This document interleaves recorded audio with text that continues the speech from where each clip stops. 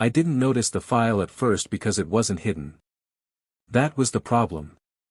It sat openly inside an old project folder I hadn't touched in years, labeled in capital letters like a warning that came too late: do not recover. No extension. No preview. No memory of creating it. Just a gray icon and a file size large enough to feel intentional. I stared at it longer than I meant to, trying to remember when I would have made something like that, and coming up completely blank. I found it while cleaning up storage, deleting pieces of abandoned work I never planned to return to. The folder itself was old, but the file inside wasn't. Its creation date didn't match anything around it. Worse, it was timestamped for a night I knew I'd been asleep. I told myself it was a system error, corrupted metadata, something boring and technical. Still, my cursor hovered over it like my hand was waiting for permission my mind hadn't given. Instead of opening it, I checked the file properties.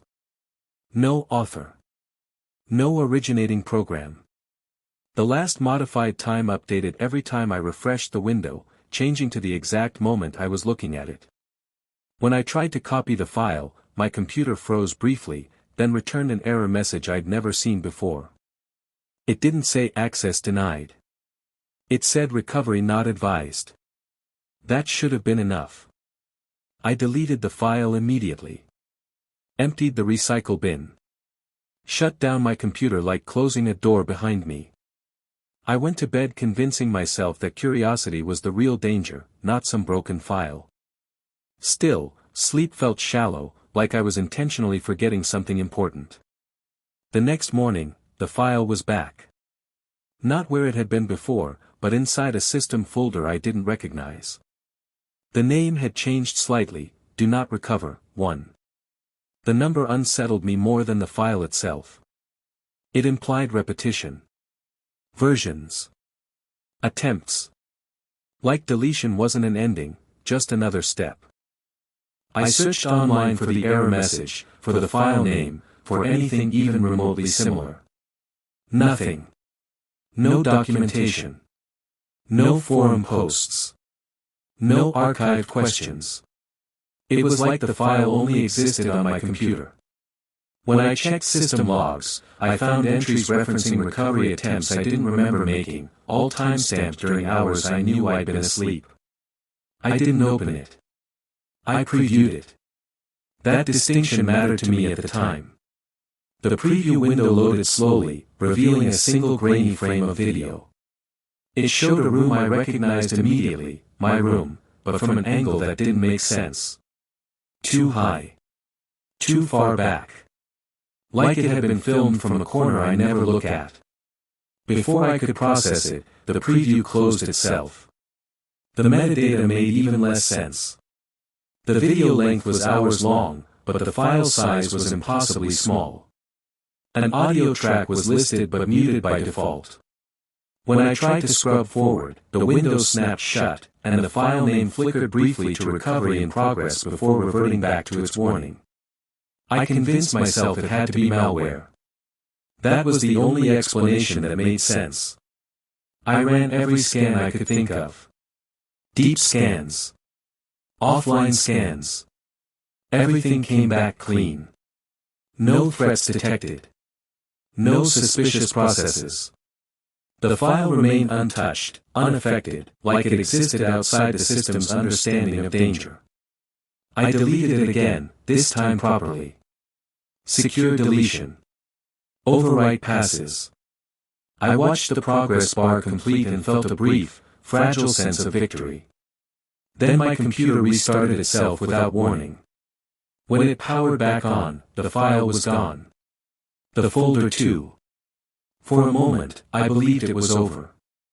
That night, my external backup drive powered on by itself. I hadn't scheduled anything. The activity light blinked steadily, patiently. When I opened the drive, there it was again: do not recover, inside a backup dated for tomorrow. The creation time matched the exact second I was looking at it. I opened the file. The video played smoothly. Silently at first. It showed my apartment over the course of an entire night. Me sleeping. Me waking. Me sitting at my desk, scrolling, deleting files. The camera never moved. The angle never changed. Halfway through, the audio track unmuted itself.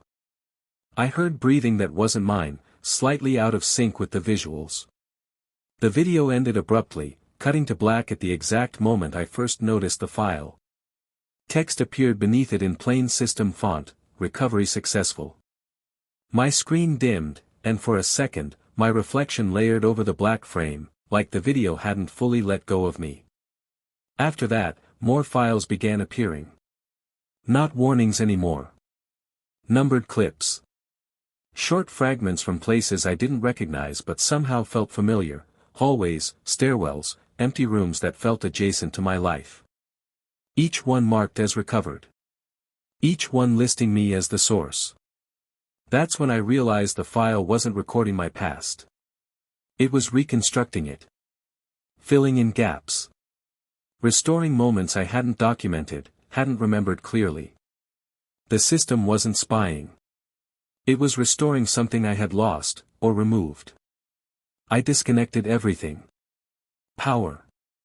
Network. Drives. I wiped my system and installed a clean operating environment.